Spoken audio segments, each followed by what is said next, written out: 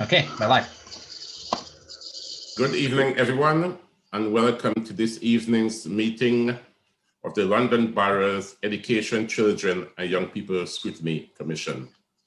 Can everyone present hear me? If you can, raise your hands like so. Thank you. Colleagues, this evening's meeting will be held virtually via Zoom. The Council has decided that while we are in the midst of the coronavirus pandemic, public meetings will be held virtually for the meantime to keep councillors, officers, and the public as safe as possible. Members of the public will be able to view this meeting via Newham's Facebook Live on the Council Facebook page. For this meeting, we will be aided by the scrutiny officers, Richard Plummer and Colin Sweeney. May I ask members to note that they must raise their hands in order to indicate that they wish to speak. I also want to remind members that if a vote is taken at any time, it will be by raising your hands so that we can capture your vote on screen. This meeting of the London Borough of Newham Education, Children and Young People Scrutiny Commission is now called to order. Item 1, apologies for absence. Is there any apologies for absence? None received yet. The clerk will note that there is no apologies for absence. Item 2, declarations of interest. Does any member wish to declare any interest? The clerk would note that no member declared any interest. Item 3, minutes of the meeting held on the 26th of August 2020 and on the 10th of September 2020.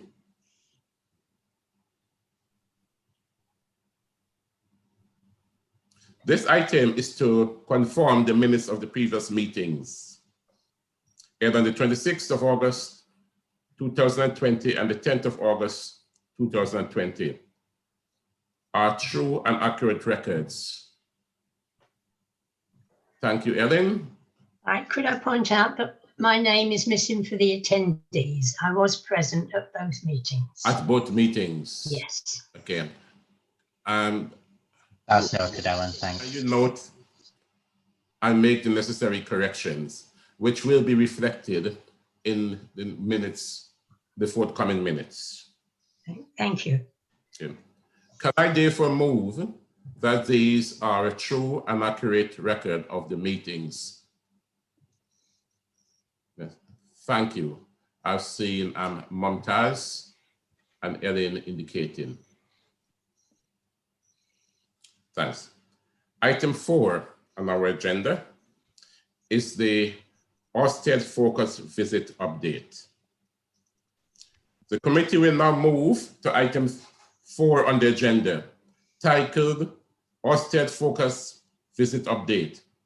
These items will look at the result of the monitoring visit that took place in October 2020, which were published by Ofsted on the 4th of December of this year, and the progress made on recommendation made by Ofsted in its initial inspection.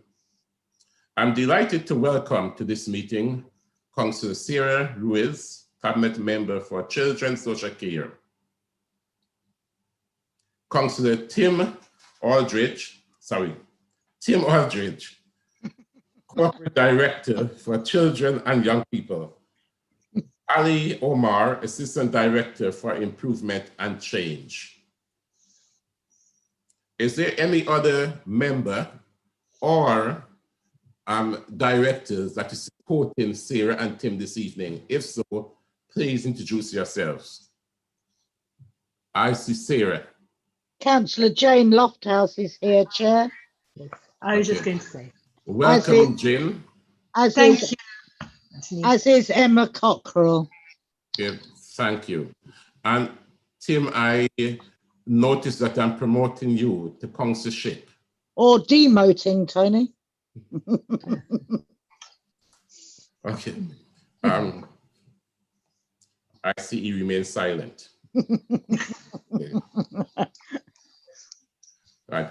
Thank you all for. Chair, sorry, I'm really sorry. Sorry, Sue. Sue Imbriano is also here, Tony. She's the Director of Education. Okay. Thank you, Sue, for attending. Okay. So we would move on swiftly. I'm now inviting members and officers to make brief introductory remarks, following which the Commission will proceed with its question, which we hope to have fully answered by the presenting executive officers. Is there any presentation, Tim? Okay, Tim is yes, Chair. presentation. Chair, there's a short presentation if you'd like me to present it, or else I can just do a short verbal presentation entirely in your hands. I would prefer the presentation. Thank you. How many minutes is the presentation? Oh, I would say at the very most 10. Okay, thank you. Sarah, do you have any introductory remarks? No, only, well, thank you, Chair. I think that what you will see presented to you is a very thorough overview of the visit, warts and all. I think that although we were pleased to have received positive comments, we also recognise that we still have a fair long journey to go. So I'm sure the presentation will explain all, and obviously questions afterwards would be most welcome. Okay. Thank you. Thank you, Sarah. Tim, you may proceed with your presentation. Thank you, Chair. I will share the presentation now with members. And can I, and Tim, before you start the presentation, how do you prefer to proceed? Do you want members to intervene and ask questions as you go along, or do you prefer members to wait until you conclude? Thank you, Chair. I'm in your hands, so whatever works for members of the committee. Well, from my experience, members prefer to ask questions as you proceed, whilst it's fresh in their minds. So I would go for that option. So I'm inviting members to raise your hands if you have any questions. The way the screens now is, I cannot see all of you, so I will be depending on Richard and Colin to assist me in identifying members who may wish to speak. Thank you. You may proceed, Tim. Thank you, Chair, and thank you, members of the committee. So I'll briefly present what I think are the key headlines from the Ofsted focus visit. As you are aware, and I am assuming that members have probably had a chance to at least flick through the published report. We were visited by Ofsted for one of their focus visits back in October. And although it's described as a focused visit, it very much feels like a full inspection. We were given 2 weeks notice. Throughout those 2 weeks, we had to provide a lot of documentation, a lot of information to the lead inspector. The lead inspector spoke to the lead member, the chief executive, and partners during the preceding week. And then for the inspection itself, there were over 3 days, there were 5 inspectors looking at both social care, but also speaking to schools. So it did feel like an intense look into the workings of children's social care services. So the summary, as Councillor Ruiz said, certainly we are pleased with some of the headlines from the feedback. This focus visit was in particular looking at the local authority and the partnership response to the COVID pandemic. And it was also looking at the journey of the child through the social care system. So as you can see, Ofsted felt that there was a strong, well-coordinated response from the partnership.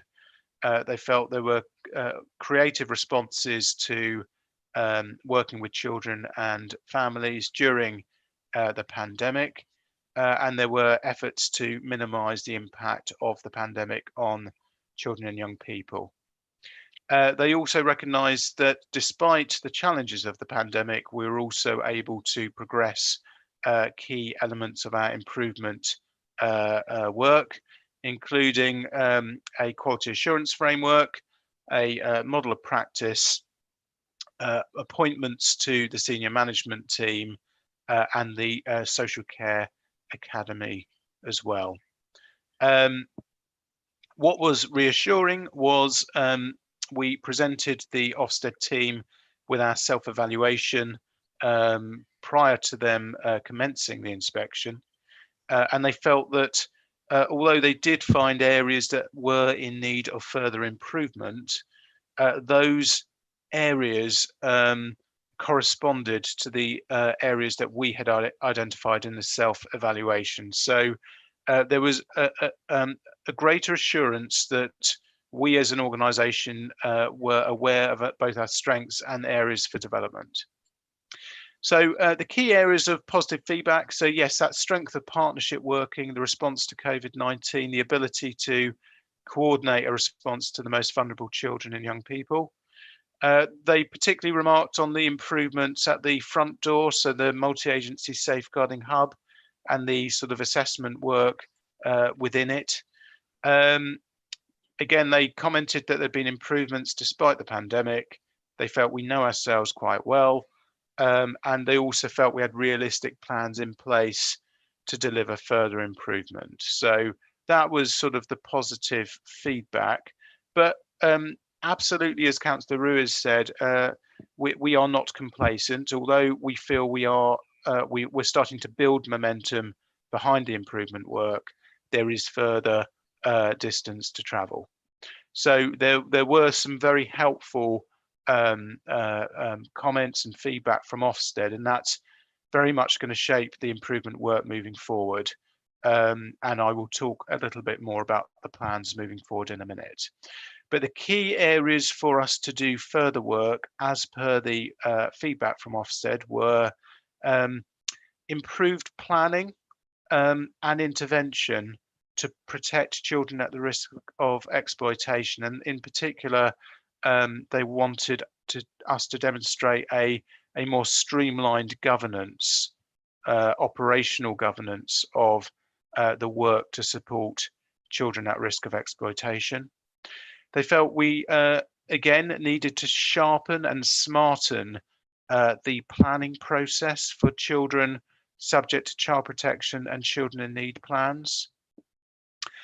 They felt that although there was a good response at the sort of front door, when children were in the system, as it were, subject to a plan, they felt there wasn't sufficient escalation when the plan wasn't working. So although we had workers allocated, plans in place, when it was clear that plans weren't having the necessary desired effect, they didn't feel we were quick enough to escalate those issues. They felt there was further work to do to improve the quality of analysis in assessments, and they particularly commented on families where domestic abuse is an issue, and there is quite a high prevalence of domestic abuse in the work that we do in Newham.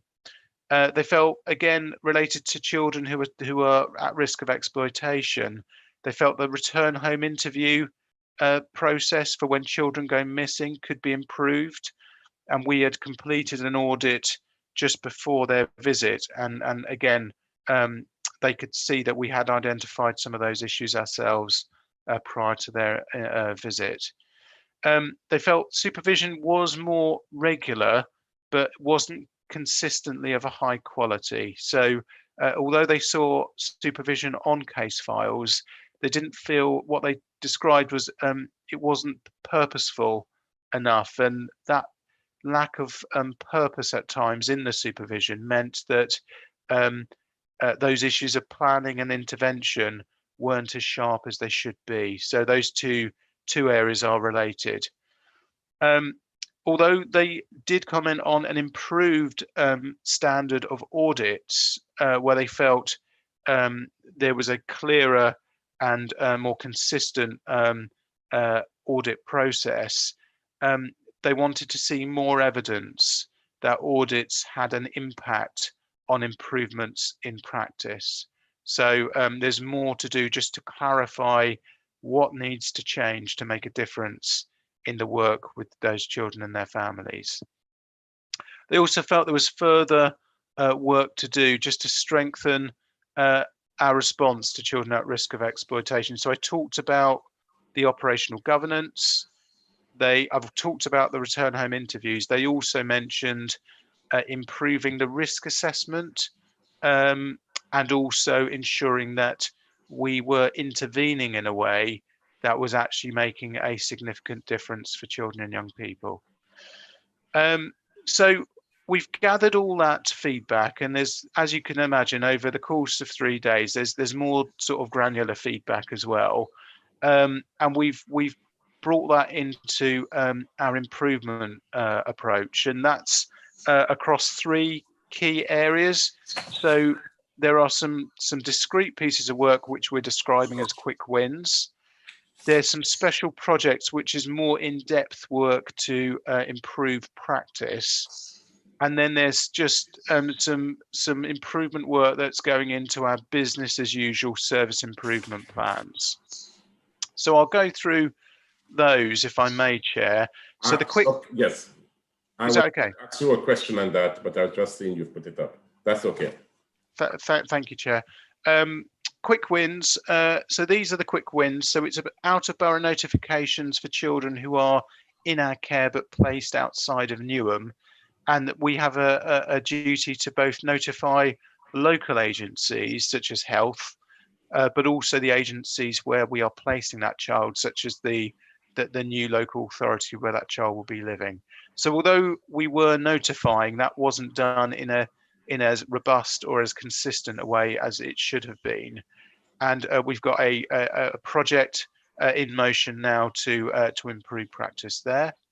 Health passports. So although health have a health history on the record, that is not on a routine basis being shared with the young person in a way that they can make sense of their health history. So whilst health colleagues have assured us the information is there, we've not done enough to bring that to life for the young person and make it relevant. And that's, again, a project that is underway.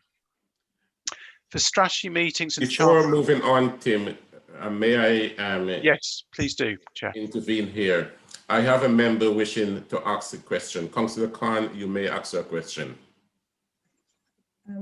Chair, I because you said we could ask questions as we're going along. That's correct. For the first page, before we go on to the other stuff, what I wanted to just highlight was there are some significant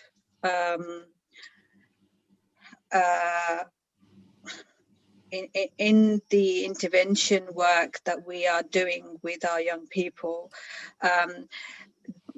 the things that have already been identified, and I know there's been improvements, but it's a bulk of the social work that we are doing which has been highlighted.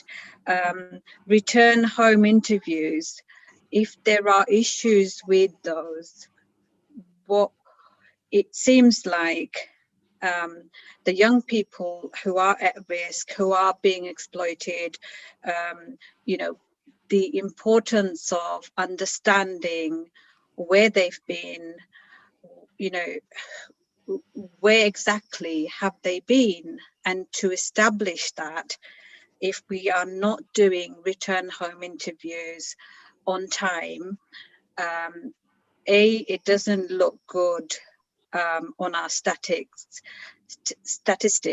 and B, we are failing young people.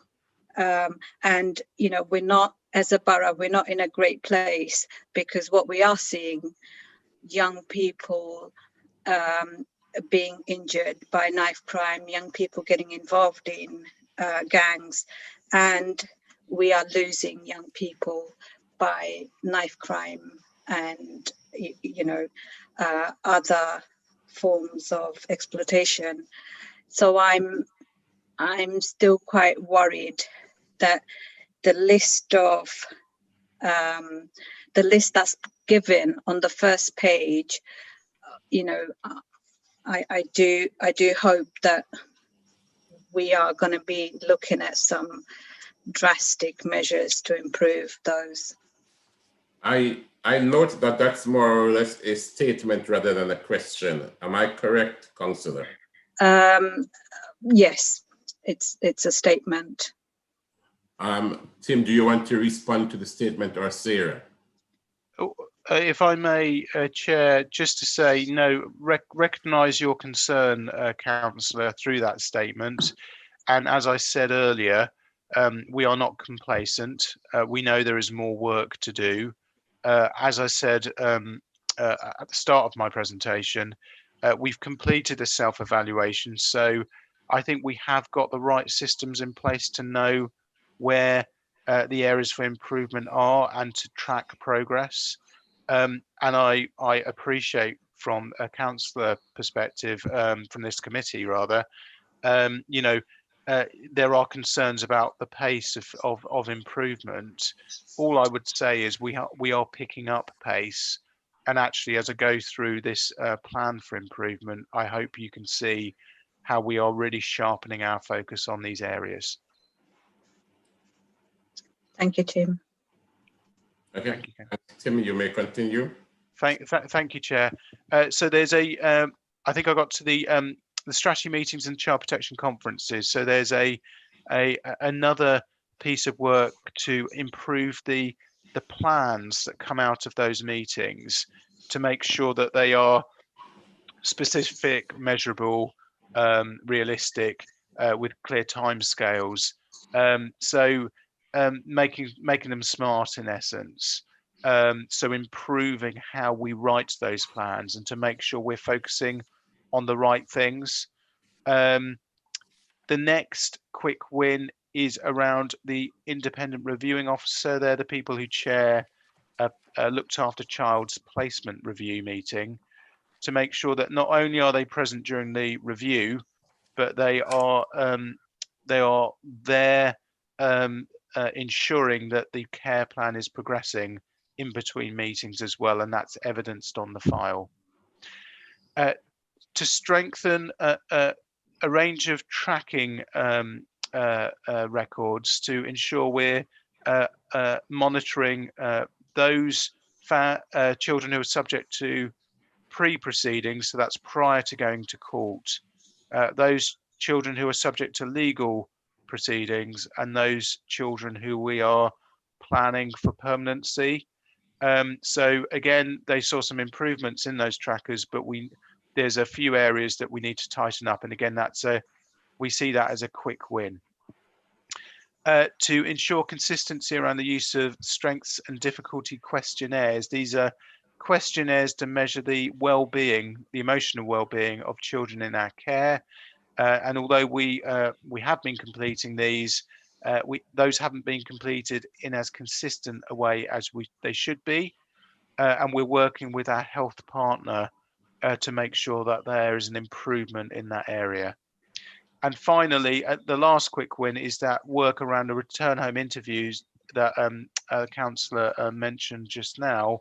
Again, return home interviews were taking place, but we need to improve the quality, but also improve the rate at which they are completed. So the proportion of children who go missing for whom get a return home interview. Okay. If I just proceed, Chair. Before you go on, I have another intervention. Councillor Khan would like to intervene again. Of course. Tim, I actually have a question this time. So in terms of escalating, you've talked about strategy meetings, and earlier on in the first page, you've talked about, we're not quick enough to escalate from SIN plan to CP plan to the PLO process. What's going to be different now? What are we doing to ensure that we will be acting quickly so that we are making sure the risk is being assessed as we're going along? How are we going to update our plans? Thank you, Councillor. Yeah, no, there's a couple of areas how we're doing this. So, firstly, it's about management grip. So we had a change in the management arrangements in that area. I believe it was in the beginning of October, so just before Ofsted visited. And since that change of leadership in that area, we have seen a real improvement in management grip. So we've reviewed with colleagues all the cases that are subject to child protection plans where there's been a plan for over a year, and we're reviewing SIN plans where they've been open for over a year as well, to ensure that we are looking at the purposefulness of those plans, and to ensure that children are in the right place in the system. So it is very much about clarity about where those children and young people are in the system, and that helpful challenge about whether or not we have properly assessed the risk, whether they should be stepped down or whether they should be stepped up. And through the work that Emma's team is doing through quality assurance, the quality assurance service is supporting that work to review those plans. And we've also had support from the Director of Clinical Practice, who's providing some reflective space for workers to think about what the purpose of their interventions are. So it's not a single answer. And I think I mentioned earlier about the improvements to supervision that we're looking to drive through, and clearly really tight, effective, reflective supervision will also help ensure that we are acting in an effective way when it comes to those children who are subject to plans. Okay, thank you, Tim. Before you proceed, may I make a request? I note from their presentation that these quick wins, you're hoping to complete all but one by the end of January.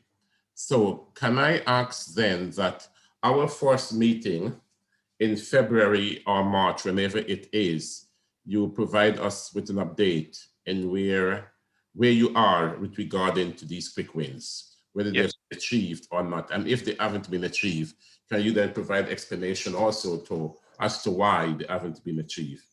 Yes, Chair. That's for us, please.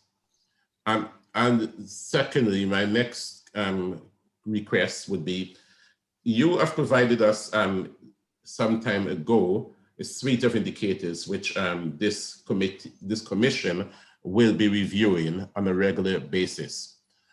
Some of these items here that Ofsted has talked about, they are not in amongst the suite of indicators, but they are, looking at them, equally important. So I would ask on a temporary basis that these be added to our suite of indicators until we ask for them to be taken off. Yes, Chair. And if I may say, but what you can then do to keep it separate, you just put a temporary KPIs. Yes, Chair. And Chair, there are. I'll invite Ali Omar to say a few words at the end of my presentation, just in terms of how we're going to track progress against these, because there will be measures for each of them that we can then update you on. Thank you. Yeah, you may proceed. Thank you, Chair. So these are there are 4 key projects in terms of improving practice, and these projects will run all the way up until the end of March. So the first one is to improve social care practice in terms of better analysis and assessment of risk, smart planning, ensuring timely escalation, and to embed the practice framework into the system. And there's a piece of work that is being led by the Director of Clinical Practice with support from the Principal Social Worker to drive that forward. And again, I'll say a bit more about the methodology in a minute. The next key area of focus is on exploitation to ensure that we have simplified and clarified the operational governance. We've developed the methods for intervention around return home interviewing and missing processes. And we've developed tools to support risk assessment. And we've already had a strategic meeting to look at these areas. There's been a risk assessment that's been proposed to the multi-agency partnership. There's been a piece of work to have develop a rapid improvement plan for return home interviews, and there's a draft procedure on missing processes. So there is action against all of those items that has already commenced. The next is supervision. Before you go on to supervision, may I intervene with another question from Of course, Chair. Vinda, you may proceed. Yeah, thank you, Tim. Just a quick question, really, Tim. I understand it is difficult times at the moment for everyone, and obviously for services to deliver the best is difficult as well. Can I just ask, in a sense, that when we talk about the staffing levels and the quality of staff, do you feel we have those in place to make sure we are able to move quickly? And what are the fundamental changes you think that have to happen to ensure we are moving at a pace which is rather not necessarily rapid, but making sure we don't have to go backwards to try to put things right? Thank you, Councillor, for your question.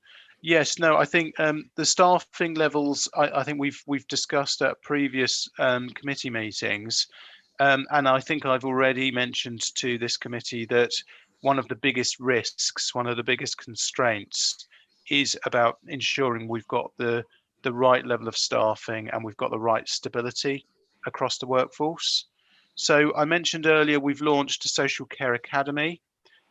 We've also appointed a director of clinical practice, and we've also launched a new framework for practice. So these are really designed to give the right tools and support to the workforce in order to deliver interventions that help families to make positive change. There is further work to recruit into practice roles. Clearly, we've done a lot of work already to recruit into the senior leadership roles, and as things stand, there is much greater stability and permanency in the leadership roles, which was, I think, a deficit back in 2019. There's further recruitment that is being launched. We've also conducted a case load review to look at the numbers, the average caseloads across the system. We think that requires some further work around the structure for social work to ensure we've got sufficient capacity, and we're currently working with corporate colleagues to try and find a solution to that. So you're absolutely right, Councillor. There's it's a significant part of our improvement plan to invest in the workforce, to create greater stability, but also to be really clear about the expectations for improvement. And some of these improvement plans that I'm describing gives, I think, clear expectations of what we want from our social workers. Tim, before you move on, can I come on the back of Vinda's question to you? When you came into post, you identified and you embarked on recruiting certain key posts in the directorate. And I noticed that you've got a full complement of senior managers that didn't exist before. So there's two questions for you. One is, when do you think we will see the benefit, we as a council, will see the full benefits of these recruitments. And I noted on your response to Ovinda, you were speaking about recruiting to more posts. I know also that you are trying to recruit social workers, but is the emphasis more on managers than social workers? Thank you, Councillor. So in terms of the benefits, you would expect me to say this. I hope you're starting to see the benefits already. Whilst there are clearly areas for improvement here, there is also recognition of the improvement that's taken place. And I think in the Ofsted letter, it does recognise the impact of the new leadership team. So I've always said, I think that this is a marathon and not a sprint. The service, when it was inspected back in 2019, had some fundamental and substantial deficits. It takes time to put those right. We've started that journey and we recognise we need to pick up our pace. So the next step is very much about making sure across the service at each level, we are recruiting into the right people into role, and we are improving the ratio of permanent staff and the stability in the system. We are recruiting now to service managers and to heads of service. We'll then be recruiting to the team manager and the social work practitioner level. And Ali will probably say a bit more about the workforce if that's helpful, but we've got part of the work we're doing with corporate centre is to look at a business case to improve our rates of permanent staff over the next 2 to 3 years. I think the process has begun. There's lots of work still to do, but we're starting to see the signs of improvement. Okay, and just a quick question, if you know the answer, if not, can you supply it in writing? But how many more managerial staff are you thinking of recruiting? Thank you, Councillor. So there's probably a longish answer because there's a range of different roles, but if we can provide that in writing, we can do that. Okay, I would appreciate that. And I've seen the cabinet member wishing to come in. Sarah, you may speak. Thank you very much, Chair. I mean, I just think that just really picking up on your question about when can we hope to see the improvement, and also Tim's assertion that he hopes already that you have seen some improvement. I think if you look at the amount of information that you are getting now from Children's Services compared to what you were getting even 6-8 months ago, you can tell that actually the senior management team are making a huge difference. I'm certain that I, as a cabinet lead, feel far more reassured and informed that when I'm told something that actually that's real, whereas I probably couldn't have said that a year ago. So I think that the benefits of having a permanent leadership team, which actually the service hasn't had for about 5-6 years, is really beginning to show. When you have a stable leadership team, the rest doesn't automatically follow, but actually it gives confidence to the rest of the staff. There's nothing worse than having interims in this and interims in that. So I hope that as we go forward, you will see continuing progress. Thank you, Chair. Your comments are well noted, cabinet member. And I see Councillor Aisha wants to speak. You may go ahead. Hello, Chair. Sorry, apologies with my video. It's playing up with the Wi-Fi. Can you hear me? Yes, we can. Hi. Just wanted to say that, I mean, obviously there are, just judging from the Ofsted report and the actual report shows there has been improvement. And I just like to say that I think the last meeting, there was some talk about, in terms of recruitment, is there some way that we can actually actively encourage and even have a targeted approach for recruiting young people into social care, because obviously I think obviously we are looking at middle managers and obviously an executive team, and I think Sarah's right in saying that instead of having interim, having somebody permanent is brilliant. And just in terms of, I think it's just an additional question in terms of what Tim is going to report back to us on, is how are we going to have a borough-wide drive, because obviously COVID has changed a lot of situations in our lives, but one thing that remains constant is that children and young people will always be there, and there's always going to be a need. And is there a way of having a borough-wide strategy that we can engage, or maybe get people to think about this as a career that is rewarding and is actually have some sort of borough-wide initiative where we're actually actively promoting and encouraging these roles? Okay. Just a question.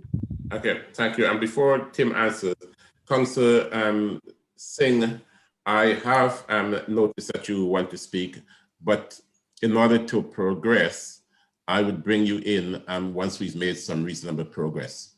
So I haven't forgotten you. Thanks. Thank you, Councillor, for the question. No, I think that's a really good question, and two comments really. One is clearly, because we are under pressure to improve quickly, we need to respond to the gaps, if you like, in the workforce quickly. It takes 2 years to qualify as a social worker. We do need to bring in social workers who are qualified into the organisation. But I totally agree, we also need to set out the pipeline for recruitment moving forward. So we're already working with Step Up to Social Work and Frontline, and that is giving us a pipeline of students who then become qualified social workers. Part of our work with colleagues in Corporate Centre is to develop a model where we're able to support a larger proportion of newly qualified staff. Newly qualified staff are easier, if you like, to recruit, and it's possible to develop pipelines where you've got a range of events throughout the year that encourage people to apply for newly qualified social work roles in Newham. Ali Omar, who's on the call, is leading on that workforce strategy alongside the principal social worker. And the aim is, as I said, it's very difficult to resolve it all immediately. So what we need is a 3-year program where we are gradually increasing the levels of permanent qualified staff. And part of that work is about, firstly, creating the right conditions for good social work to flourish, and secondly, to make sure that our workforce and our approach to the workforce is sustainable financially moving forwards. And I do know that part of Ali's plan is about engaging local institutions and promoting social work and social care as a career. And I think that's a really good point. And certainly looking further into the future, having a pipeline through an apprenticeship scheme, for example, is also a really good idea. Thank you. Chair, shall I proceed? Yes, thanks. I'll try and make this fairly brief because I know you might have further questions. So the other key area of focus is supervision, which I mentioned already. So ensuring that the quality assurance cycle can support better quality and consistency of supervision. That focus on the quality of analysis that I mentioned earlier, and ensuring that supervision has an oversight of the effectiveness of intervention and that consideration of thresholds, which is all about that escalation issue that I mentioned earlier. And the key focus both on supervision but also on intervention is to make sure that we are purposeful, planned, and focused in everything that we do. The next area is quality assurance. So this is about checking to make sure practice is of the right standard and is recorded effectively. And and that we are doing more work to fine-tune that quality assurance framework, making sure that both the independent reviewing officer role for looked after children and the child protection conference chair role are as effective as possible in improving quality across the system. And that further work to make sure that audits really do evaluate the impact of practice on children's lived experience. So briefly, the approach to improvement is, as I said, on the quick wins, on the key projects, and on the ongoing business as usual improvements. I've received the plans setting out how those improvements will be delivered, and the next step is for Ali and Emma to ensure that we've got the right way of measuring progress against those improvement plans.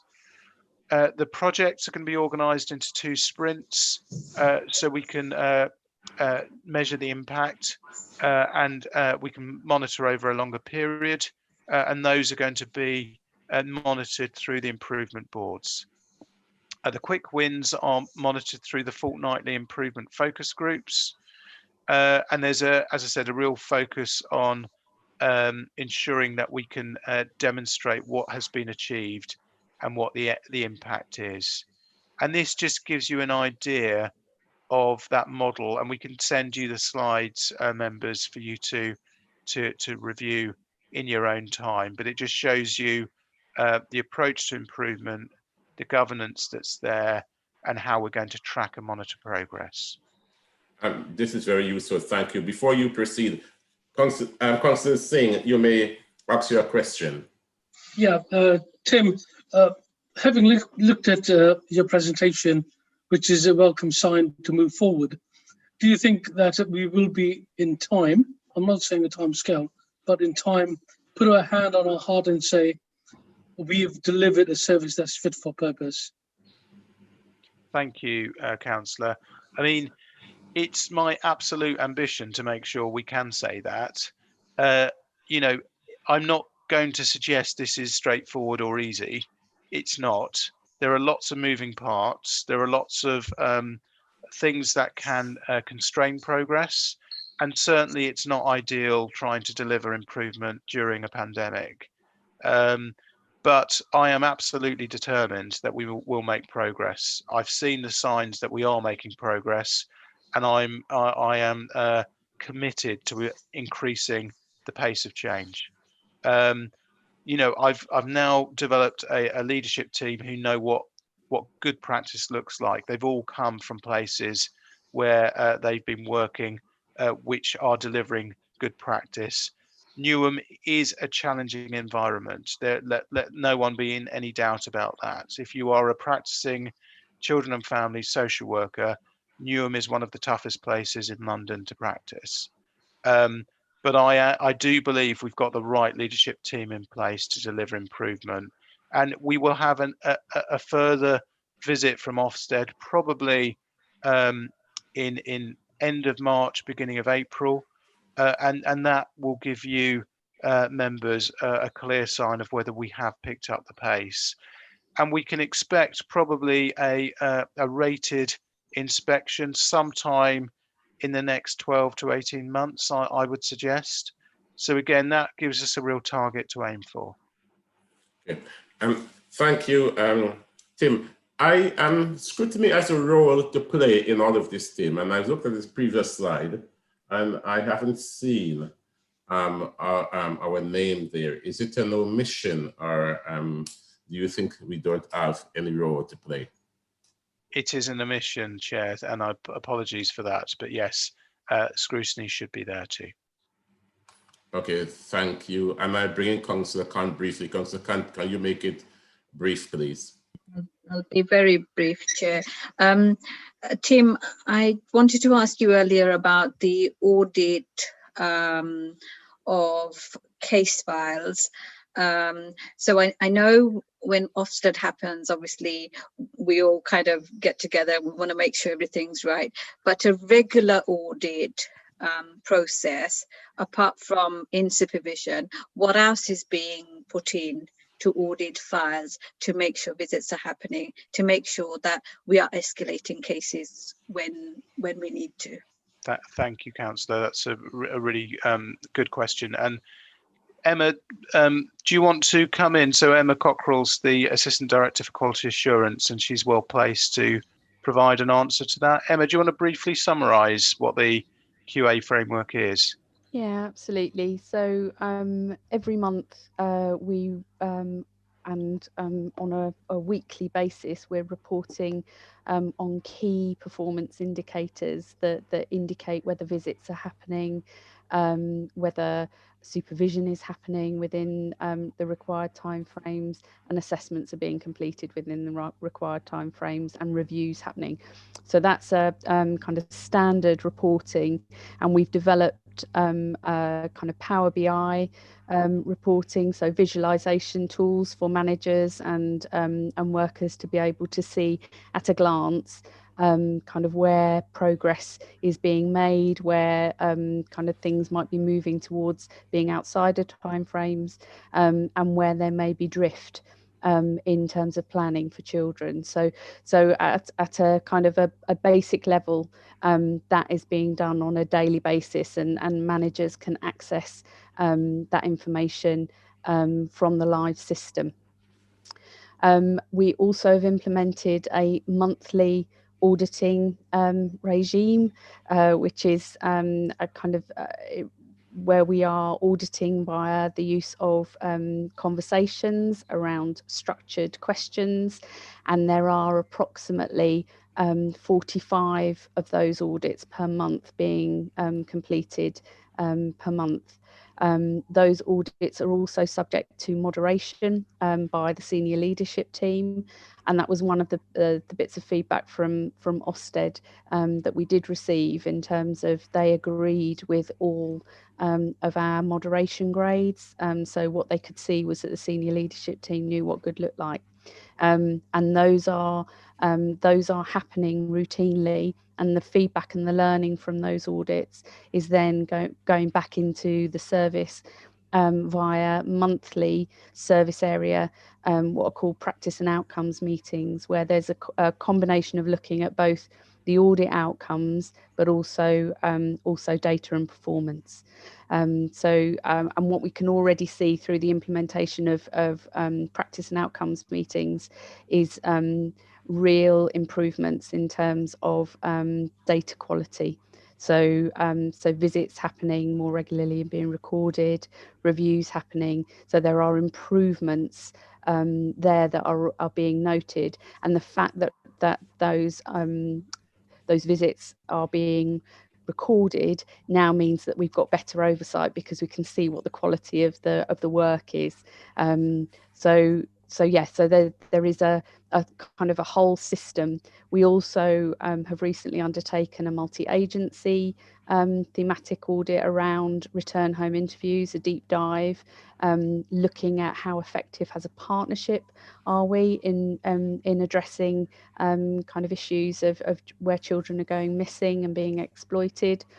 And we also conduct a range of single agency thematic audits as well around a particular theme. So one of the areas that we have looked at is core groups and placement stability within the last 6 months.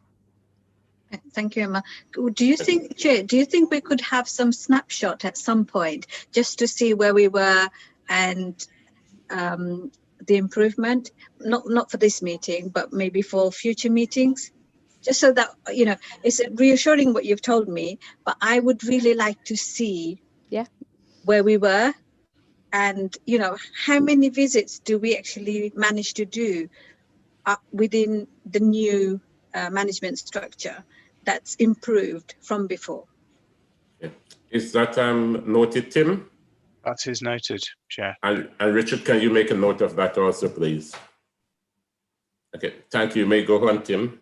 Nearly there, Chair. Thank you for bearing with me. So the timeline, so we signed off the planning approach last week. The first sprint lasts, some of the work began in November and it will conclude at the end of January. And the focus is on social care practice and exploitation in that first sprint. The second sprint from February to March, the key focus is on supervision and quality assurance. And then clearly we've got some key dates here. So monitoring of revised service improvement plans will happen before the end of the year. And then we've got 2 improvement boards, which will, again, we will be reporting on progress in those key areas. So that's all in my presentation, Chair, and I'll stop screen sharing there. Thank you. And I've recognized Councillor Tohora.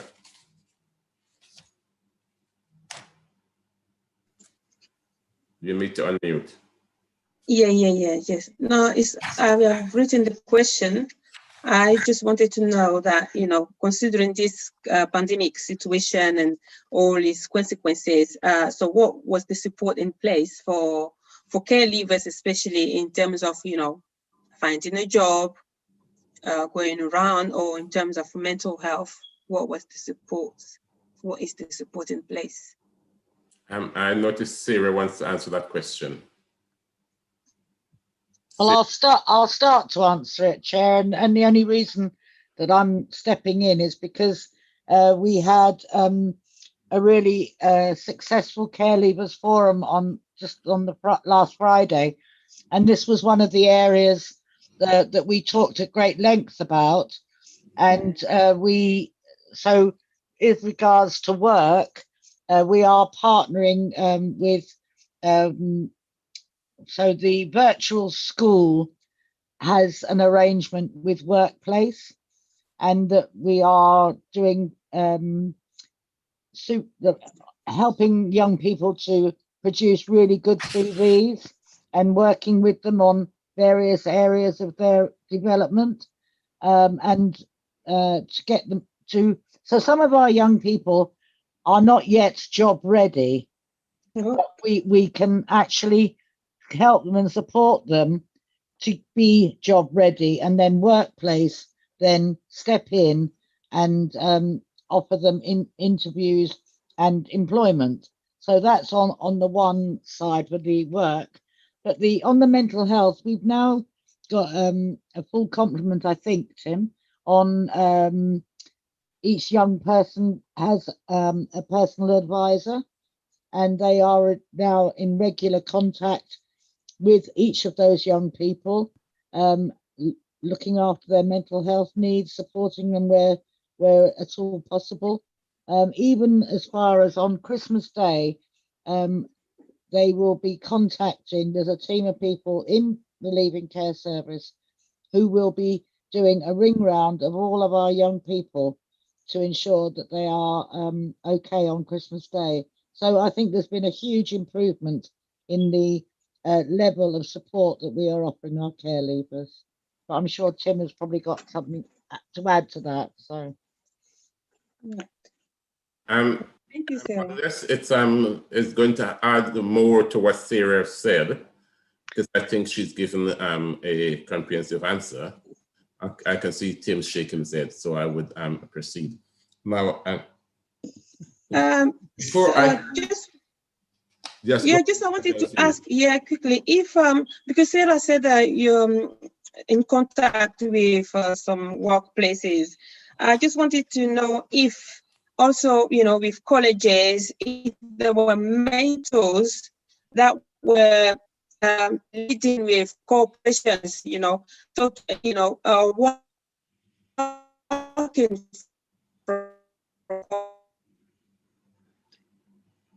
Really sorry, Delphine, but you are completely breaking up.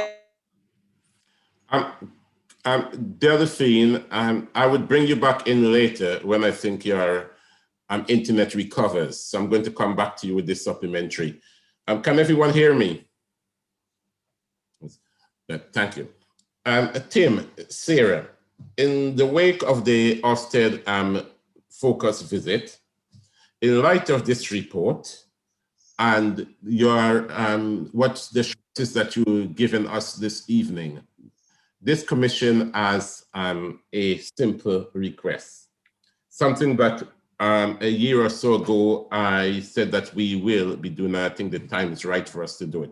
That is having a conversation, a visit to talk to some social workers to see, for scrutiny, to have a feel. And you would appreciate that all the time it's yourself and your senior management team and Sarah that we're speaking to. And we need to triangulate that. We need to have a feel for what you were saying to us. Then we need to go out and talk to the social workers. But also we need to talk to staff, especially now that you've got a senior management team, what impact that is making. And then children look after children in care. So if we do that, then we will be doing our job of listening to the assurances that you're giving us, knowing what Austin has said, and then having the feel for it ourselves. So what I'm going to do, Richard, can you note this, please, and work with Tim's directorate for us to have some dates in the new year, preferably after the budget working party stuff, because that's going to take all our January up. So February onwards, when we can start some of these visits. Is that okay, Sarah and Tim? Yeah, they may well still have to be virtual visits, Chair, but Yes. certainly you would all be very welcome, not all of you at the same time, obviously, to come join Carleen. Well, it is still Carleen, actually. Carleen and I at the Care Leavers Forum, which is a great evening. And you even get pizza delivered to your own door. We didn't, Tony, before we think we were being bribed, but it's working really well. Okay, thank you. So we would arrange the logistics and our what format that would take after the budget working party stuff. Thank you. Now, I now open to general questions from colleagues. The presentation is now over. You've got in your pack the Ofsted focus visit letter to Tim and the other supporting document that we've been provided with. Is there any questions from members to Sarah and our team?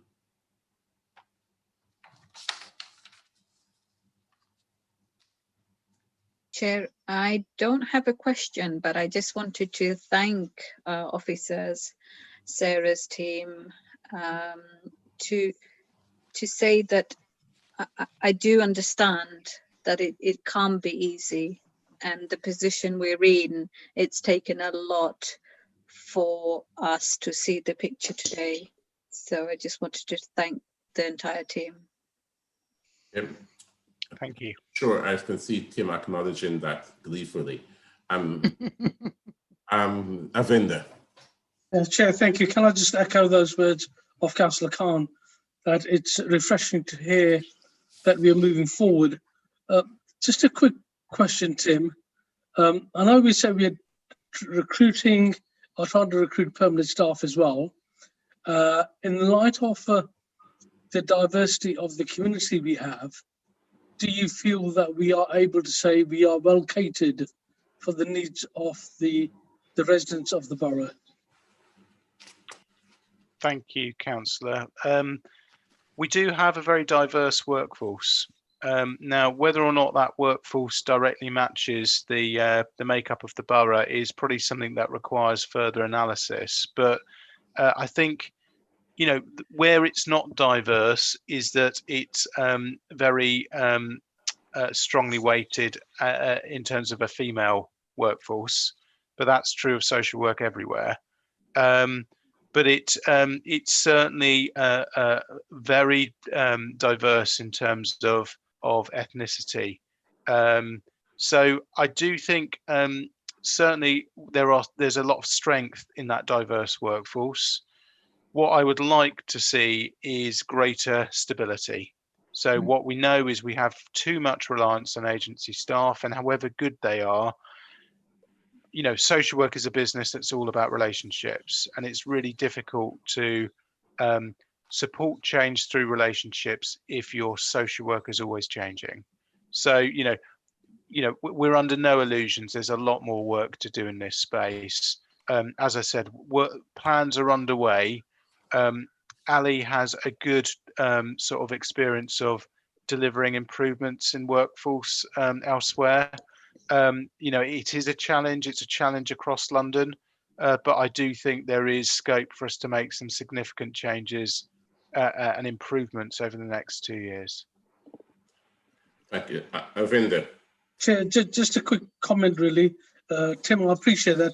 Do you think that the council members can assist in trying to do some outreach work to places of community to be able to advertise in the sense that we do get people coming forward? I'm sure that's something which council members can help, or other community leader members can help as well. Thank you, Councillor. I mean, that's a great offer, and I think, you know, the best thing we can all do is talk up children's services in Newham. It's such a struggle because the damage that's done to our brand by being found to be inadequate by Ofsted is huge.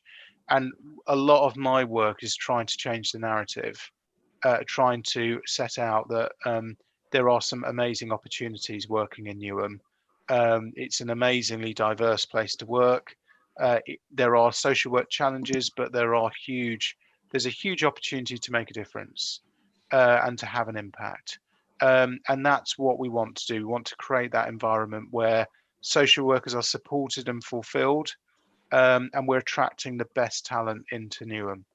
So any support we can get from councillors to help tell the story of the improvements we're making, of the direction of travel we are moving in, and of the opportunities in Newham would be greatly appreciated.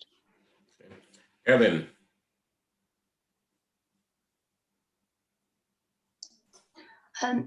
I know that schools have, as a result of COVID, have seen an increase in mental health and domestic violence, domestic abuse. I presume, therefore, that also you have seen an increase. Has the service been able to cope? And my concern is looking at the Ofsted letter and see their concerns about the domestic abuse. Are we coping? All right. Thank you, Councillor. I mean, I think, again, just to make a comment, I regularly meet with directors from across London, and this COVID pandemic is causing huge stress on the whole system. So whether you're good, outstanding, requires improvement, or inadequate, this is going to be a massive test for any children's services department. So we started to see the increase in referrals through the front door. It took longer than we thought to get to us. So it wasn't until after the October half term that we really started to see referrals increase. But what we're seeing is more of the contacts become referrals and more of the referrals become assessments. We're seeing absolutely greater issues around domestic abuse, but also child and adolescent mental health. And we're seeing the severity and complexity of those cases increase. And as such, that's now feeding through to the rest of the system. For example, we're seeing an increase in child protection conferences. So at the moment, we are managing. I'm not going to pretend it's not a pressure, it is, but we are sustaining improvements in performance despite this additional pressure, and that's because we've planned for it. We've got, as I said, the right leadership in the system, and we've made sure we've got the right resource in the right place for the moment. So at the moment, we're coping. If this increase continues into the new year, then we're going to have to review that situation. But at the moment, I think we're coping as well as any other local authority, and I think that is reflected in the Ofsted letter. Thank you. Thank you. Councillor Siddique. I just wanted to say, in terms of the Ofsted report, one of the things that has come through really clearly is the fact that the young people feel that they're heard. And I think just from being on the corporate parenting board as well, these are some young people I've actually met in the past through the meetings. And the fact that they have a voice, and obviously with Ofsted now doing deep dives in all aspects of um, organizations, I think that's something heartening to see.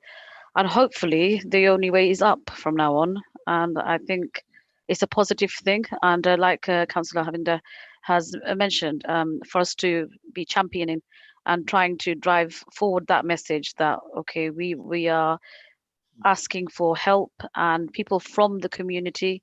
And I think it's something that I've always reiterated is people from the community helping to come forward and do these fantastic jobs that are actually helping the future of our borough. And it's just something that, in terms of what Sarah has, the services, it feels like things are coming together. So just to say that it's a great job so far, and I think Tim, I think we're looking forward to making this better. Okay. Thank you.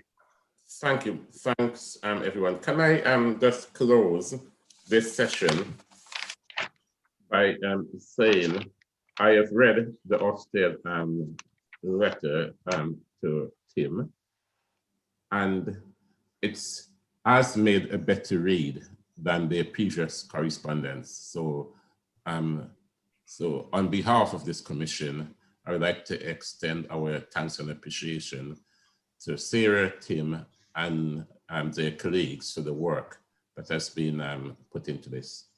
Now, we cannot be complacent because whilst Ofsted has recognized that we are making improvement and the read is softer and gentler, they've also made some critical observation. And I note, Tim, in your presentation in the self-evaluation report, you said you have identified most of those and Ofsted concur with you. So the good news there is that you already knew the areas of weakness. And because you know the areas of weakness, hopefully you will be able to address those and any other areas. So progress has been made. There's still a lot to be done to take us from the state of inadequacy to required improvement to good, where we all expect to be. And I know the journey is not going to be a slow one, because coming from where we were to where we are now and where we're going, it's going to be a lot of work. You've got some of the tools already in place. You've got your management team, you're getting more managers, you've got the social work academy that you're setting up and so on, and all those are the positive. You've also got Sarah on your side. So all of that should go somewhere in making this service and this provision a better one. I hope you're able to recruit the social workers that you need going forward, and also the culture change that you need to embed within the organization. And it will be remiss of me if I don't talk about your budget, although this is a budget meeting, but or the Ofsted doesn't mention that, but I am mentioning it. You also need to get the budget under control. And when you do that, then you'll be hopefully a good star service, a good with an extra star. Okay, so thank you. We recognize progress. This is a much easier meeting for yourself because of the what the experts are saying and what we also hearing. And we would also, when we speak to the children in care, the school leaver, the children looked after, the social work and staff, we get a better feel for it ourselves. So thank you. And Sarah, I know you want to say something. Only really, Chair, you know, I don't know whether it's a help or a hindrance, but if we reach good, which is the step before outstanding, which I'm sure we will be eventually, but probably that will take a little bit longer. We will have been in that category for the first time in 16 years.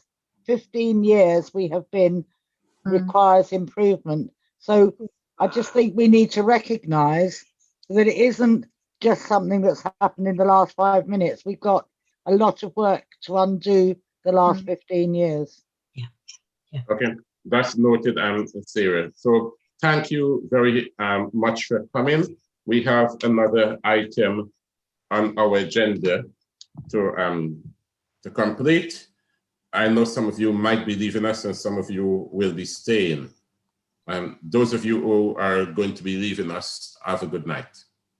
And if we don't meet again before the festivity, have a good one also. And I have my virtual mince pie. Okay, thank you. Right. Thank you, everyone. Okay. Colleagues, I now move on to our second substantive item, and that is alternative learning provision. In this item, we'll be looking at the current offer of alternative education provision, including the provision for pupil referral units. The reason for the range of children that utilize them and the educational attainment and outcome for children that utilize them. I'm delighted to welcome to this meeting Councillor Sarah Ruiz, Tim Aldridge, and Ali Omar. Is there any presentation by Tim and Sarah before we proceed? We are also joined, Chair, by Sue Imbriana, who is the Director of Education, who will be leading on this item. Okay, thank you very much, Sarah, for introducing Sue, and welcome to our meeting, Sue. Thank you, Chair. Do you have a presentation? I don't, Chair. With your indulgence, I'll make a few introductory remarks to the report. Yes, you may. Thank you. So in terms of this piece of work, Chair, it does not stand alone. There are many complexities and interdependencies that both support and impact upon our work in this area. And just to give the Commission an idea, what's linked to this piece of work are things like behaviour, policies, school ethos, the work on special needs and disabilities, exclusions, exploitation, adolescent strategy, staff skills and training, support services such as early help, behaviour support, our colleagues in other services, partners, health, police, and so on and so forth. So I use that, Chair, just to illustrate that in order to move us forward to where we want to be for our young people, it requires a system-wide approach and response. That said, I'm going to pick out a few things, if I may, just from the report to draw your attention to. First of all, you indicated, Chair, in your introduction, this is about alternative provision, which includes the pupil referral unit. Sometimes, if I may, there's a conflation and there's a misunderstanding that alternative provision is only a pupil referral unit. And you'll see set out in section 4 of the report, there's a wide range of provision with a different offer for young people, depending on their needs across Newham. That said, the reason we needed to undertake this work is there are a number of things that have emerged. Firstly, there's a greater demand than there is available provision, and that's likely to increase even before we see the full impact of COVID, with particular reference to our young people's mental health and well-being, which we're already seeing in different arenas. We need to look at the appropriateness of that provision. So there are young people whose needs and demands mean that they are better suited to technical and applied education, perhaps sometimes also called vocational education, rather than academic pathways. So have we got that right breadth of offer to meet the needs of all young people? We need to make sure that we've got absolute clarity for young people, for their parents, carers, for schools, around pathways into the provision, what the processes are, what the purpose of the placement is, and very importantly, reintegration processes and onward progression for young people into further education or employment or training. Additionally, And worryingly, there are growing concerns about younger young people, so sort of top end of primary, where we're looking at increasing underlying needs and perhaps through association, greater vulnerability to exploitation. So we need to look at whether for that particular age group, we've got the right provision in place.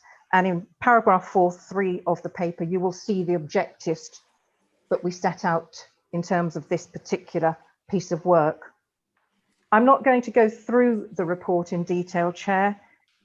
Section 4 just sets out the provision. It talks about the time spent by young people, which varies according to which programs they're following, varies according to the needs of the individual young people. You have also a supporting document which sets out attendance and gender ethnicity analysis, which links to the work we're doing across the council around disproportionality and tackling inequalities.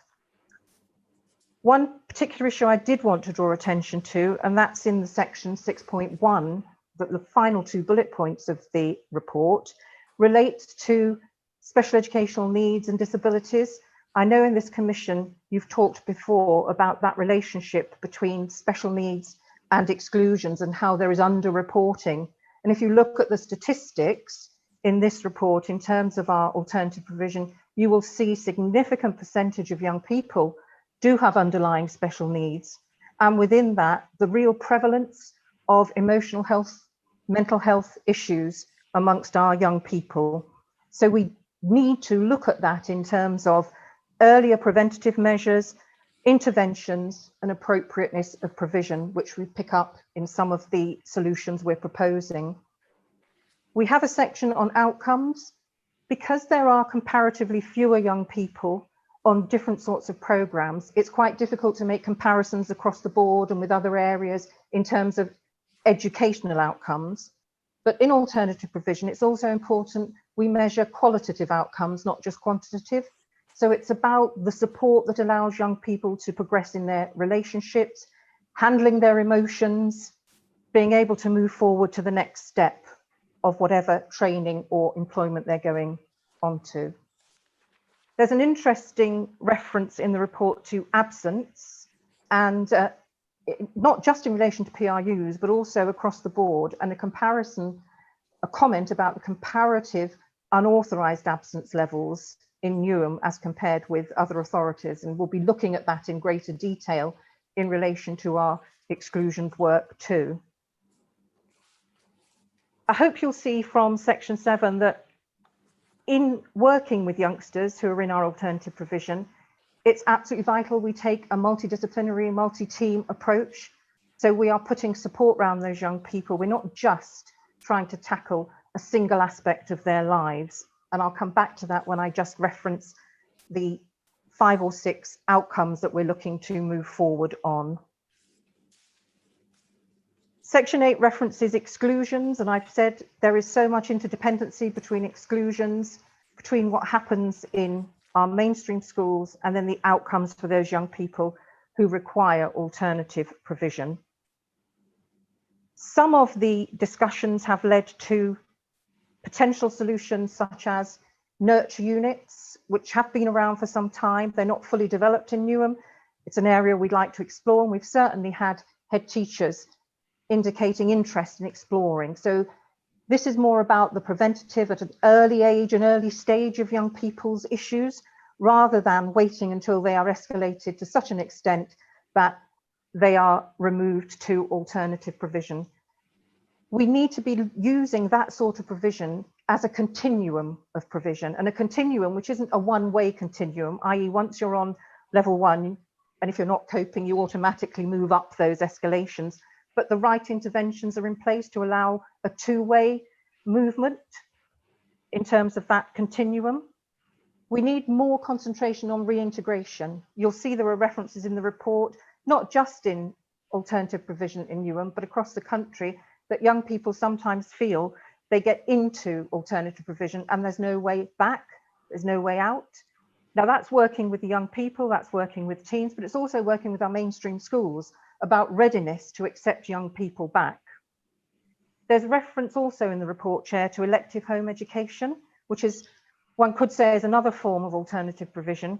And I don't think it will surprise the Commission to know that in Newham, alongside other authorities, we've seen a significant increase in requests during this pandemic for elective home education.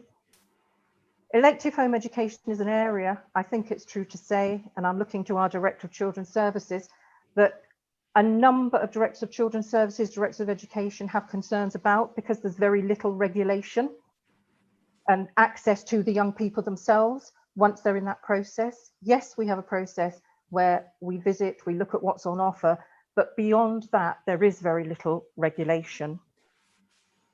From the slide deck that you've got, Chair, and I don't intend to go into that in detail, you will have seen the inclusive approach that we've taken to this work. We're now at the stage where we are testing out some solutions with pastoral staff in schools, with head teachers, and moving it forward. And if I may, Chair, just very briefly, the sorts of areas we're testing out are those co-located multidisciplinary teams I've talked about, where we have a cohesive approach to the issues for that young person, and everyone is in the same place discussing what might be appropriate and who is going to be doing what for that young person moving forward.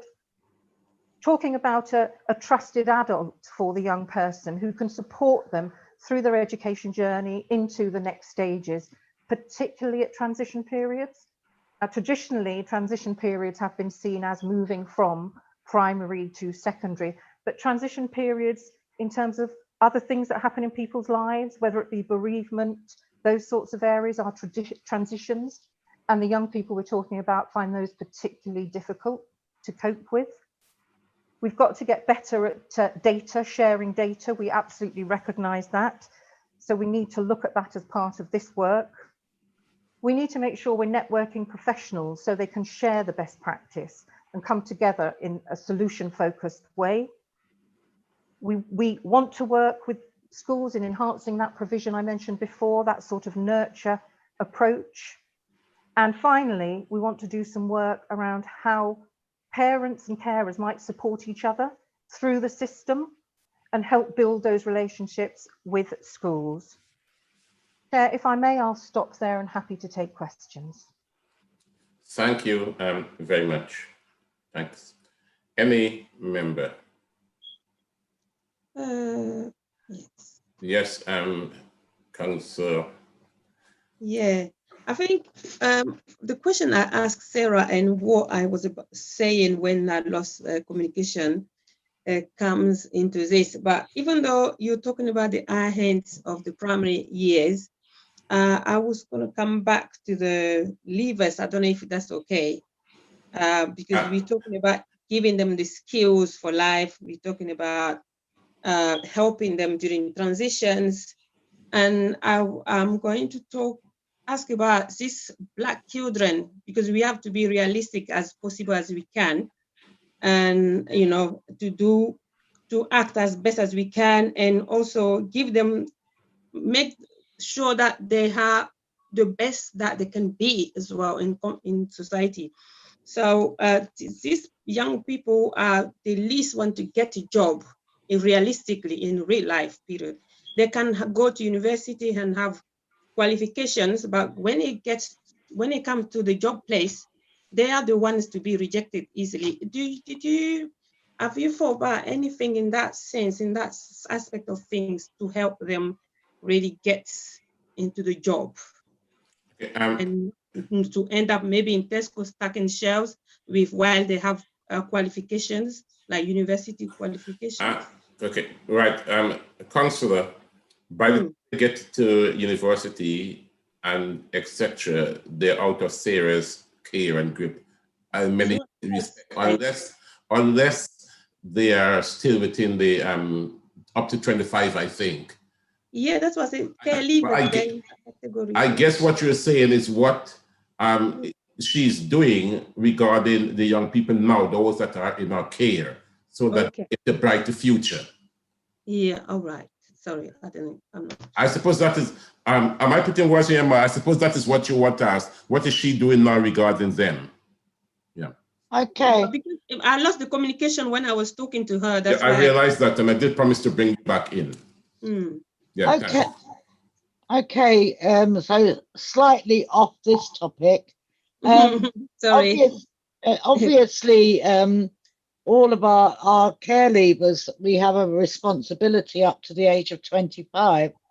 And I think we probably would be very proud of the significant number of our care leavers who go on to university and to further education, which they are really well supported. And in the actual fact, they're still supported when they come back out of university. They are still part of our system if they want to be. It's not compulsory. And many of our young people are supported through the virtual school.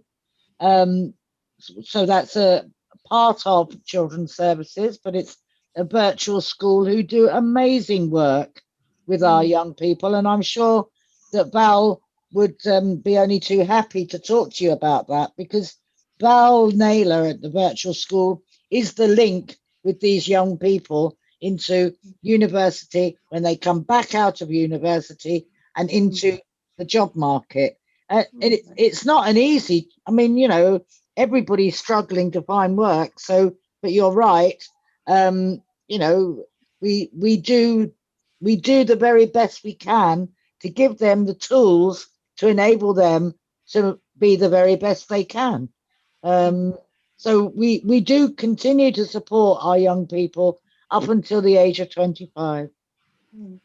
Yeah, okay, Sarah, thank you. That's why I asked the question. Thank you very much. Okay, it's welcome. Avinder Singh. Yeah, Chair, thank you. It's been a while since I've been on this type of commission, and one of the things which we always used to have is that the impact of the education into the wide community, because obviously it was something that was being missed over the years. And I just want to know if there's been a change in the way how we've dealt, or the direction we've undertaken, to ensure that there's an equal playing field for all the children that are coming through, and they're not missed through the hoops. Thank you, Councillor.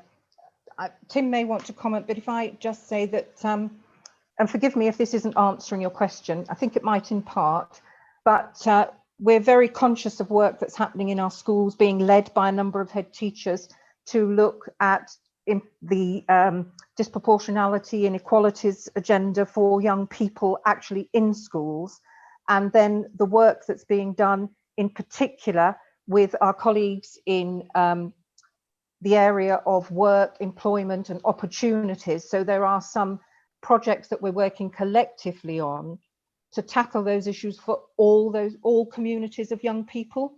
That's not to say we've actually got it absolutely cracked, but there is work ongoing. We're very conscious of the need to support in that arena. I don't know if Tim wants to add anything to that. Sorry, through you, Chair. Yeah, thank you. Tim, you may. Yeah, no, I think you've covered it well, Sue, which is about ensuring opportunity for all. But I do think there is potentially a place for us to provide a bit more information about attainment and impact, and where the gaps are. Okay. Thanks. Can I ask some questions? And I will take you to item 6 in your pack, that is gender and ethnicity focus. Okay. Reading this section with eye level of alarm in this day and age. And I noticed, in fact, some disturbing figures and trends here. And if I go to the third bullet point where it speaks about the representation of Black British as well as white pupils, which represent about 8 and 13% respectively in the units. Then it's gone on further down to say about 3.7 Black Caribbean boys are 3.7 times more likely to be excluded, and white boys are 1.5 times more likely to be excluded. Okay. Since I have come to this country, I've been hearing this story and this message. why is it still the same?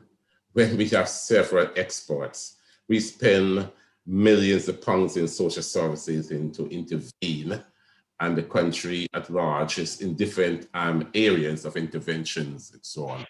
Why is it still the same that we are in a position where Caribbean boys are 3.7 times more likely to be excluded? So, if I may, Chair, I cannot give you a definitive answer why. What I can tell you is what we're trying to do to try and understand why it's like this in Newham. So we have an extensive piece of work on exclusions, and I think you've received the slide pack that sets out how we're approaching that. We have taken advice from an expert panel. We have a professor who's done a lot of work in this area, as well as someone who's currently practicing in another authority. And we are working with heads to understand what are the underlying issues in Newham, in the schools, that are causing this to be the case. It's absolutely no defence that it's the same across the country. We're concerned with the young people of Newham. So we had very recently a meeting with a number of head teachers, and they've taken it on board to work specifically on what's coming from that exclusion piece of work, one area of which is what you've picked out, Chair, from the report. Okay, I've been in this country for nearly 40 years now, just a few digits away from 40 years. And I've been hearing this all the time. Since the experts, I got to people who looked into this, and I'm surprised to hear, this commission is surprised to hear that we are still looking into it. We're still doing pieces of work. And whilst we're still doing pieces of work, the generation of young boys who are going through the system and going out there where the system is failing them in educational attainment, not preparing them for adulthood and to take up the very jobs and the places that my colleague Councillor Nahora was mentioning. And isn't it an indictment on our system that we still cannot identify what the issues are? And if we cannot identify what is causing it, we don't have any means of fixing what is causing it. So therefore, sadly, there are a generation of young boys in the system that we are failing. There's a generation of young boys that is going to go through the system with low educational achievement. And some of them, because I look at some of the figures later on, that crime becomes the alternative. They are being excluded. They have no hope, no sense of aspirations, etc., etc. What are we doing? And I hear what you say, but that's not good enough. Frankly, it's not good enough. Nearly 40 years I've been hearing this. So what's happening, Tim? Thank you, Chair. And really helpful challenge. And I think, you know, it's no secret that there is structural disadvantage and discrimination throughout many of our institutions in this country. You know, that's something I think we're acutely aware of. Why is it only affecting one particular ethnicity more than others? Well, exactly. I mean, and that is part of the challenge, isn't it, Chair? Which is to understand what is happening in Newham. Why is our system as a whole disproportionately disadvantaging certain groups of children and young people? And, you know, there is a disproportionality issue here, but there is also a general issue of, are we doing as much as we can for those children and young people who are probably the most disadvantaged in our society? And I think, you know, the key driver behind this project, behind this piece of work, is to try and make a difference. And as you say, Chair, these issues have been around for many years, many years. And we are not sort of naive to the fact that this is going to be a very significant task. And you know, tackling disadvantage, tackling disproportionality is a key driver in this piece of work. Yeah, Sarah. I think, you know, I hear what you say, Tony, and I think it's been something that when I was on the council 12 years ago, we were still talking about that same issue then.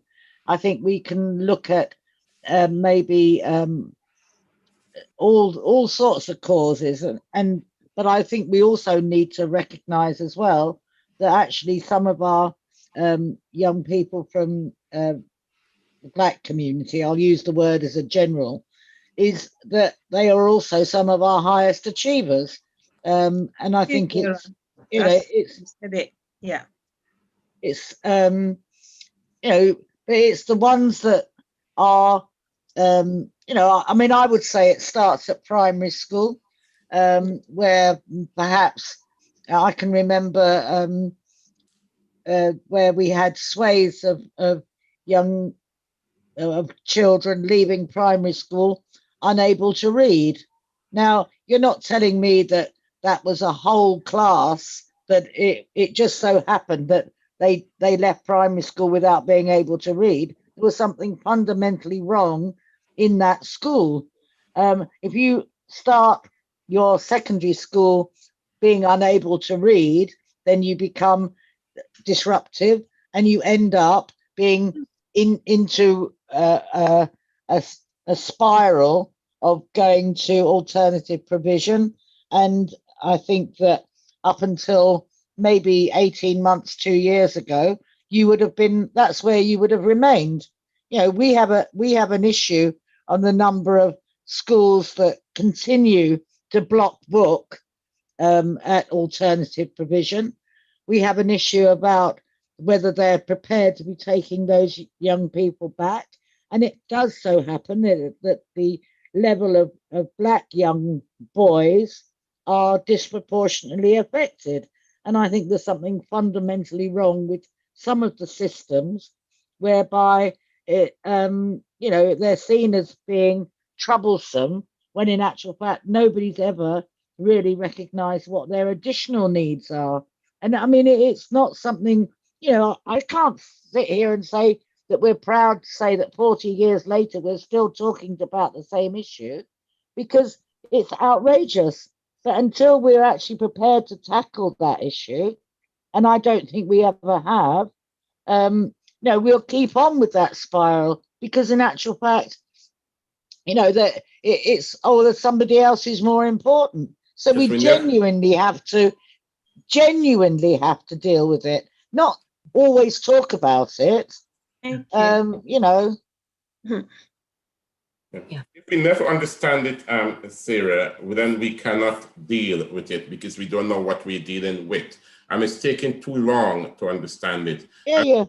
And one of the things is, I noticed you said that Black generally, amongst that, as some of the highest achiever. When we use the word Black or the BAME generally, what we're doing, we are not, yes, generally Blacks as some of the highest achievers, but then you have to look at the ethnicity to break it down even further, because within that, it's a particular ethnicity, one or two particular ethnicity that are high achievers. When you lump them in generally or BAME, it masks that, but when you single them out and you look at the achievements, it's still the Caribbean boys, not achieving as well as the African boys, or the Indian boys, or the Chinese boys, etc. So you have no, I accept that, Tony. I accept that. And identify and deal with the issue. Secondly,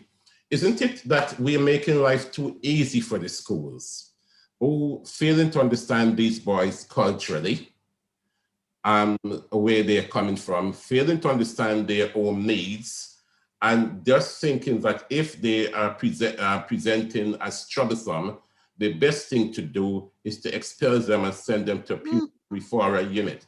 I mean, sending them to a pupil referral unit in some respect, because I'm going to come just now to educational attainment, to when they're there, in some respect, is condemning them for the rest of their life, or at least for a large proportion of their life, if they're not lucky. And that is what's happening. So we need to address the system at primary and secondary, so that the school is not easy on the schools. I was talking because I do want to talk about the educational attainment, but I've noticed Tim, and then I want to bring in Ellen. And Aisha. And yes, thanks. Just briefly, I mean, I think, you know, make some very good points, Chair. I think there is something about how we challenge the whole system, and how we challenge the system in a way that A, helps shine a light on those issues that you've raised, B, helps us understand the individual journeys of those individual children, and how do we ensure we've got the right data to demonstrate those differentials in outcomes, and get schools and the education system as a whole behind a movement for change. There is an education for change movement which is all about addressing issues of disproportionality in the, certainly looking at issues in the curriculum, but there is also, I think, a strong desire amongst school leaders to make a difference. And I think it's by working with colleagues, but also shining a light on where practice isn't where we want it to be, that I think we can lead change across the system. Thank you. Ellen. Yeah, I was going to say that I think this is a national problem that hasn't been addressed for years. It's great to see the work that we are doing in Newham. And it's great to see that this is going to be a focus of a play on Sunday night. So perhaps the whole country will wake up to the fact that this has been going on for far too long and never been really addressed or looked into. Thank you, Ellen. And Alicia? Hello, Chair. I just wanted to just say that obviously this is a huge issue, and I think it's something we obviously don't have answers for, but there are, in fact, obviously I've been working as a primary school teacher for the last 20 years, and it's something that, in terms of, I mean, our curriculum and the way things are, it's we need to address quite a number of issues, whether it's representation within the educational settings, having Black, BAME community in terms of having a greater representation, greater leadership, and also role models for young children.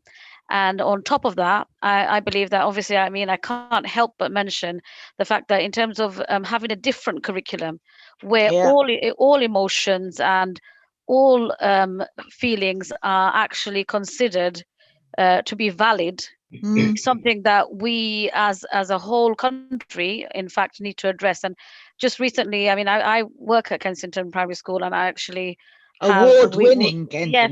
So out of the whole country in terms of making a difference, and I've actually seen this over the last 5 years I've been in the school, is the fact that whether it's anger, whether it's you know, any happiness and fear, every emotion is accepted from a child, and we actually accept it, and we work with that, and we work with bringing our children from whatever background they are, and bringing our children to the table to achieve their level best. And I think it is going to be a massive movement, and I think it's something that I can say from the way I teach, like the way I used to teach 20 years ago. I've been on a massive journey, and it will take time. And I think we obviously look forward to actually having the scrutiny commission and people coming to the school and seeing of the way, I think, the way forward in terms of engaging communities and engaging people as a whole, and everybody being the same, and looking at everybody as the same, and accepting, you know, and basically having our curriculum made different than it was 100 years ago, which was set in the Victorian times. So we need to engage our children. We have physical health, we have emotional health. These are core curriculum aspects that deals with the whole child, rather than always just looking at, okay, what is their academic achievement in maths and English, because that will follow after having a good basis and having that resilience, which is so important with COVID now. Absolutely. I've noticed you, Delphine. Thank you very much. Thank you. Time is quickly approaching the time where we must conclude. So therefore, I would have to cut short some of my questions, but then this report doesn't adequately reflect it, because I was looking for the attainment, which I did, the educational outcome attainment, which I did get some of that information sometime before, but it's not in this report. And something that is important, the destination. It would be useful to know the destinations of these young people from the PRU and this alternative provision, where to, and not just only following it up on immediately a year or so immediately after, or immediately after in the autumn that we find that rate of going to, but then some years later, to see what has really happened to these young people that have left the provision. So, so what is missing? And can you supply to this commission, please, is any destination data that you have and the educational attainment? Because time is fast approaching, I wouldn't go in, but those are the requests that I have made. And I think this commission would be well within its right to ask to speak to ed teachers or educators. I did this commissioner overview to address these particular issues. Are they just exclusion happy to exclude because they cannot own or the behavior or tolerate certain behavior? And the host of issues that has been addressed here. So I think I can see and feel a commission coming up and looking at this where we ask for our teachers to come in and address us on this matter. Okay, Delphine, I will bring you in briefly, and that's the last one. No, I had just written a message saying I think when we're doing that, we should speak, listen to these Black children to understand what is inside them, or what is causing, like Aisha said, what is causing what, because their feelings and what's preventing and okay. Thank this report. The way their feelings and how they're being treated and why is it, this thing had to do with like maybe a picture nationally, but it would be good if we start with Newham, if we start seeing action plans to in change of directions. Not always, we need new ideas to look into. So maybe we should have some forums and sit down and talk about these issues and talk frankly. Okay, thank you, Councillor. It's noted. And have real change. That's what I wanted to add. Thank you, Sarah, Tim, and Sue, and Jane. And Ali. Ali, for staying back and being with us here for this item. This is generate a huge area of interest, and if you supply us that information, and you will hear from us regarding this. Richard, can you put this down as an action for us, please? Yeah. Thank you. Thank you very much for coming, and we hope to see you again. Thank you. Thank you. Thank you. Thank you. Thank you. Bye-bye. Bye. Bye-bye. Bye.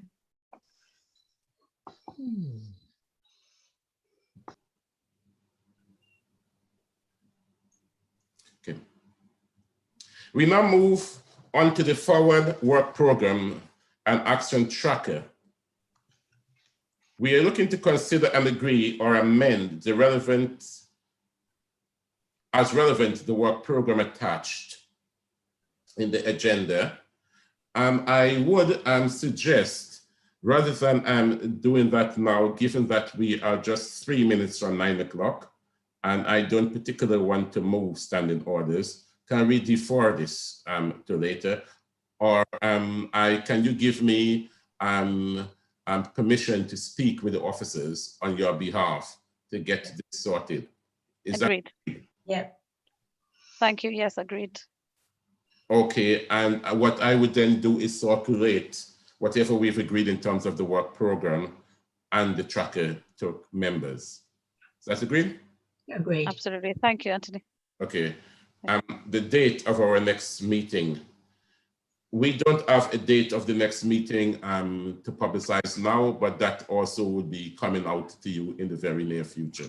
Next month is a very busy month because we would be having Sarah and Tim, but they'll be coming to talk to us about budget twice between now and the end of January. So we won't be having them again. So it will be February onwards. So I will see you all as a commission in the month of February. So thank you all for attending and enjoy the festivities. Good night. Thank you. You too. Tony. Thank you. Good night, everyone. Thank you. Bye. Bye-bye. Thank you.